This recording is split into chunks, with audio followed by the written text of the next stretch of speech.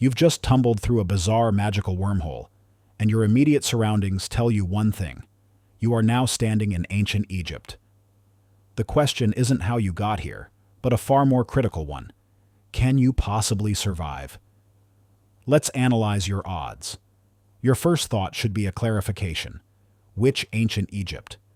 This civilization spanned millennia, witnessing numerous distinct eras and power shifts. To make things manageable, we'll assume you've landed in the iconic New Kingdom, specifically during the height of Egyptian influence and power, an era that happens to be the most richly documented for historical study. How fortunate for your research. Since you are watching this, it's safe to assume you are a functioning adult. You can take a moment to be immensely relieved because you have already survived the single most difficult obstacle, childhood. Life as a child in ancient Egypt was brutal. Without modern medical technology, fancy beeping machines, or sterile environments to assist mothers and newborns, the infant mortality rate was appallingly high. Statistics suggest anywhere from 20 to 50% of all babies did not live past infancy. If you somehow managed to survive the harrowing experience of birth, you then faced a world constantly trying to kill you. Diseases were rampant, hunger was a constant threat, and various environmental factors conspired against basic survival. It was certainly no stroll through a pleasant landscape. Looking at the historical record, many children were so fragile they appeared to have a blinking health bar hovering above them. If you were one of the survivors, your primary duty was the survival of your family unit. This meant endless chores, caring for younger siblings, protecting the farm's yield, and learning the necessary skills of the family trade. The typical diet was sparse, consisting mainly of bread, milk, fruits, and vegetables, whatever the parents could scavenge or produce. Imagine a meal of half an onion placed on dry bread, chased by warm, unpasteurized milk. It sounds frankly awful to modern sensibilities, but this meager diet was the fuel that kept growing bodies alive. If you were lucky and your father was a skilled fisherman, you might occasionally feast on a sizable catfish, finally getting some essential protein. Historically, your mother, having survived the immense risk of childbirth herself, would be responsible for feeding and nurturing you. However, all of these traditional survival scenarios are irrelevant for you, the anachronistic outsider, abruptly orphaned by a cosmic time warp. You are now alone, with no familial protection. Before determining your next move, you need to understand where you fit into the elaborate social hierarchy, because in ancient Egypt, every single person had an assigned place. The society was a rigid pyramid, structurally similar to the modern world, with the wealthy and powerful occupying the apex, and everyone else below. At the very top was the Pharaoh, the divine king, whose word was law and whose authority was absolute. Immediately beneath him were his closest confidants and high-ranking advisors. Next came the educated and skilled professional middle class, scribes, artisans, and overseers. Below them was the vast, laboring lower class. At the absolute base were the slaves and servants, who were most often foreign prisoners of war. Given that you look and likely smell different, and you speak no intelligible language, there is a 95% probability that you will immediately stand out like a sore thumb amongst the sun-tanned, native-speaking population. The most likely outcome is immediate capture and sale into slavery. A tough break, indeed. Let's cling to a thin thread of hope, though. Suppose you somehow manage to convince the xenophobic border guards that you are, in fact, a desirable individual. A simple declaration, "I am a cool dude," somehow works. You are free. Your immediate priority is finding employment. Since your 21st century language is useless, you must immediately prove your value through manual labor. Fortunately, the primary sector is farming, which accounted for well over 90% of the ancient Egyptian population. You'll have plenty of people to potentially network with, whether they are rivals or friends. Your greatest asset, your best friend in this new life, is the Nile River. It is the singular source of water, irrigation, and yes, your crop's nourishment. You must absolutely refrain from taking a taste test of that delicious brown river water. Landing a job on a farm required no complex application process. It was simply a matter of demonstrating your ability to move heavy objects. With your modern, well-nourished frame, a simple task like moving a large rock should secure the position immediately. Just be sure to practice poor lifting technique and lift entirely with your back.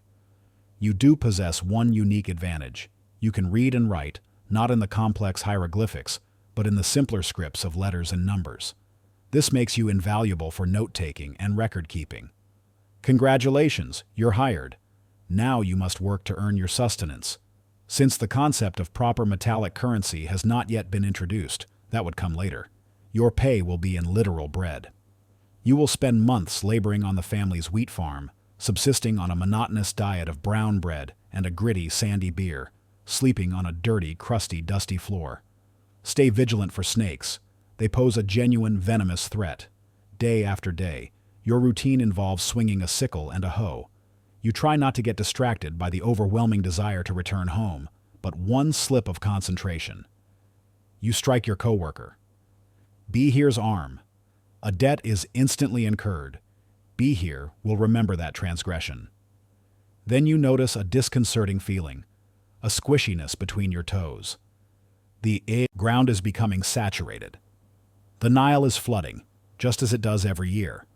After using your superior strength and your +7 copper sword to fend off the inevitable river rats, it's time to temporarily abandon the farming routine and pivot to construction.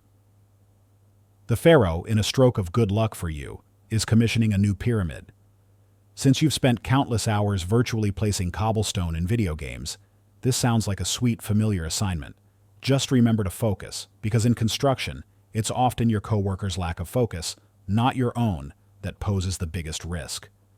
Beyond the daily grind, your greatest concern is disease. Slaves, sadly, were treated like a commodity, a hot new collectible to be traded. I acquired a new case of trachoma.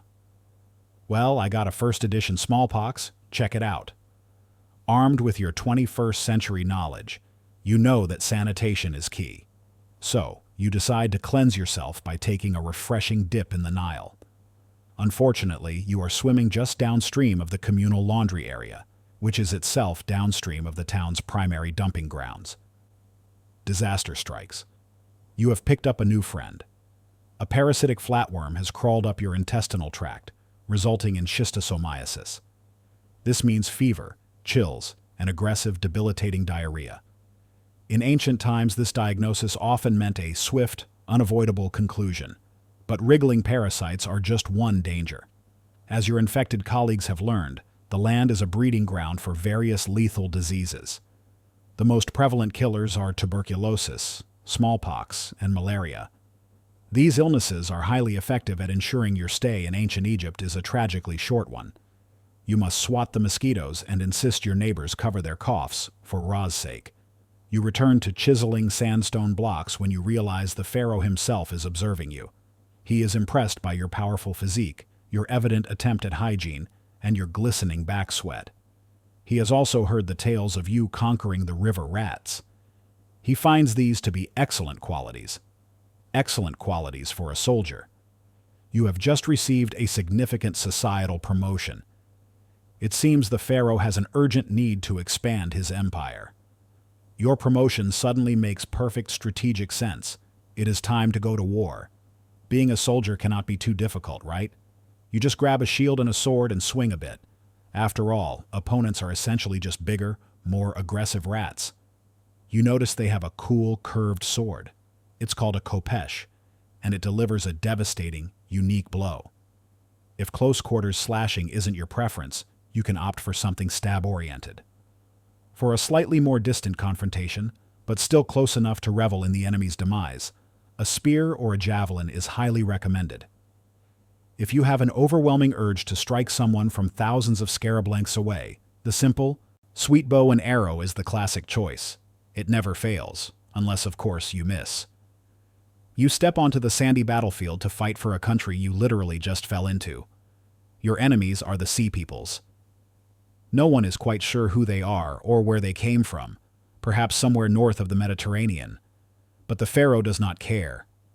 They have flaunted their foolish-looking boats for the last time. The challenge is issued. Curse you, Egypt. This means war. Your training kicks in, and the first thing you must do is Damn it, you're struck down. All right, time for a tactical reset. Respawn. Quick time action. Dodge the incoming arrow. Fire your own. A perfect shot. Excellent arc, stable flight, and a bullseye hit. Well done for murdering a nameless soldier, a man with no complex backstory, no family he was trying to protect from invaders. To him, you were the villain. But as they say, war is pure hell. You continue firing, taking out numerous expendable enemy non-player characters, riddling the battlefield with arrows. Then you see a figure in your periphery. Not something. Someone. Oh, hey, be here. I didn't know you joined the army.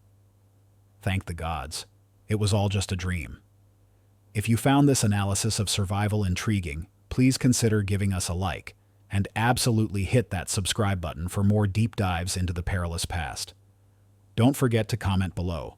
What historical era would you least want to be dropped into?